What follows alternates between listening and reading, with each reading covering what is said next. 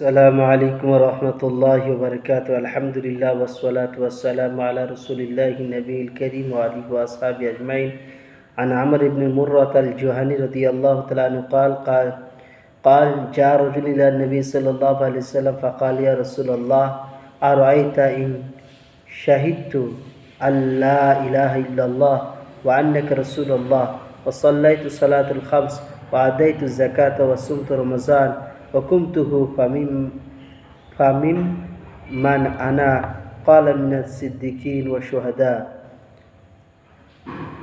হযরত আমর বিন মুররা আল জুহানি রাদিয়াল্লাহু তাআলা আনহু বর্ণনা করছেন যে এক ব্যক্তি নবী করিম সাল্লাল্লাহু আলাইহি সাল্লামের খিদমতে হাজির হলেন এবং বললেন, আল্লাহ রসুল, আমি যদি এই কথা সাক্ষ্য দেই যে আল্লাহ তাআলা এক এবং আপনি মুহাম্মদ বিন আবদুল্লাহ মুহাম্মদ রাসূলুল্লাহ সাল্লাল্লাহু আলাইহি সাল্লাম, আপনি হচ্ছেন শেষ নবী, আল্লাহ তাআলা পাঠানো নবী ও রসুল, আর আমি যদি 5 ওয়াক্তের নামাজ পড়ি আর যাকাত আদায় করি, রোজার মাসে রোজা রাখি এবং রোজার রাত্রি ইবাদত বন্দেগী করি, তাহলে আমি কোন দলে হব?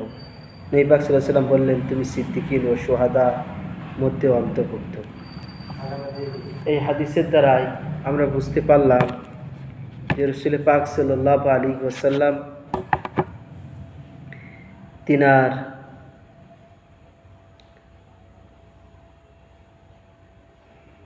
সাহাবা হযরতে আমর বিন মুররা আল জুহানি রাদিয়াল্লাহু তাআলা বলছেন যে ওনারা আল্লাহ রসুলের কাছে উপস্থিত ছিলেন।